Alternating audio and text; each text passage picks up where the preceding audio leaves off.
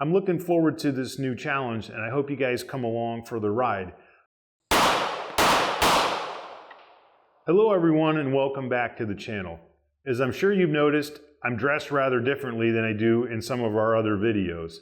And the reason for that is I've decided in 2024 to dive into the world of single action shooting. That sort of thing is governed by a group of people called the Single Action Shooting Society. They've been around since 1987, and they had a ton of members, but nobody's really sure how many because some are active and some are not. If you're not familiar, SAS is a period correct shooting event, right down to the dress. It's almost like a Renaissance fair for people who like guns. People are walking around in period dress and costume inspired by real historical characters. And we're not just talking about the participants. This goes for everyone. Feel free to come dressed for the occasion yourself. We reenact the 1800s cowboy type shooting out of America. We use period correct firearms. As you can see, we get dressed up. You know, wearing a pair of jeans and stuff just doesn't cut it here.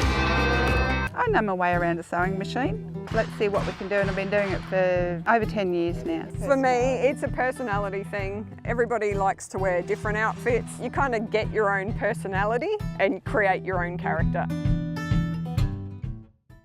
So what happens is you have to have a nickname, you have to dress according to the period, you actually even have to use weapons that would have been period correct. And as you navigate the shooting competition, you're given a list of scenarios, specific targets to fire on in order, and an exact number of rounds that must be expelled. For this reason, most people use two guns. You can compete in something I know is a duelist platform, but to be quite honest with you, I don't really know what the rules are yet. So as we go along, I'm going to try to sort of record a video diary of how all of this played out for me from day one. I'm hoping to sort of record a video diary of my process as we go through this. None of the guns that you're going to see here on the table belong to me. In fact, I don't actually own any one of the guns that you could currently compete with, which is also regulated. They have to be sort of period correct calibers as much as possible, as well as actions and models. I can tell you for sure that to compete in one of the official SAS events, you have to have an alias or a nickname, which I currently don't have. In fact, you have to actually register that nickname with SAS. We know each other by our aliases. We don't know each other by our real names. Well, my alias is Foul Shot. My alias is Miss Lilybell. My alias is Gunsmoke. Oh, my name is Curly Calhoun. I'm from the Idaho Territory. My alias is Holly Day. You've got an alias, so it becomes this personality. So I could be conservative, but I don't feel like that's where Rosie Kiss is.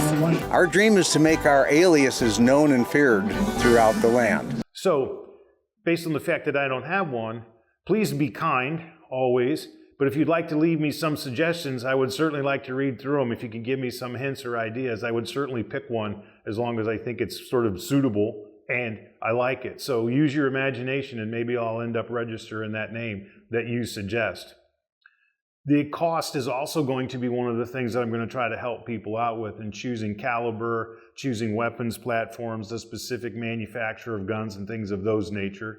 I know it's not necessarily an inexpensive sort of sport to take up, but I don't know about y'all. For me, I'm looking for a new challenge in shooting. I get sometimes pretty stale with just going to the range and doing AR or, working your pistol mindlessly day after day after day. So I'm looking forward to this new challenge, and I hope you guys come along for the ride. I'm hoping that I'm going to learn a ton of stuff along the way, which I'm sure I will, because I'm a complete newbie when it comes to this sort of thing. In fact, one of the reasons why I want to do this is my love of history and, of course, historical firearms. A few years ago, I had the opportunity to go to Arizona, and I visited Tombstone, and I was kind of blown away by the sort of aura of the place. It's kind of an interesting place. It's a bit touristy now, but it is worth a stop if you can get out to Arizona and take a look, especially when you consider it's probably the greatest collection of gun talent this planet has ever seen in one small place.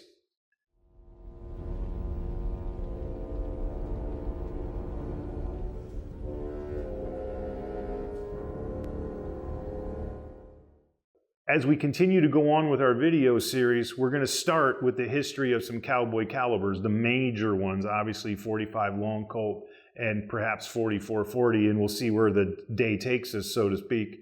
You can't cover them all because the catalog for those period of calibers and cartridges is just too vast, and a lot of them are relegated to the dustbin of history and really don't have a lot of relevance anymore, except to some very, very niche gun owners. We're going to take a look at some amazing weapons that I have the ability to kind of borrow from Buffalo Trading, a good friend of the channel. Most of the really, really cool ones will be owned by John Larbus, and I really would like to thank him for kind of allowing us access to his collection. A lot of these are not collectors, and I'll try to identify the ones that are, so you guys can maybe take a closer look if our viewership at home is really kind of into that sort of thing as well. But you'll see some amazing weapons from the 1860s, 70s, and 80s. So off we go into the world of single action shooting, and wish me luck.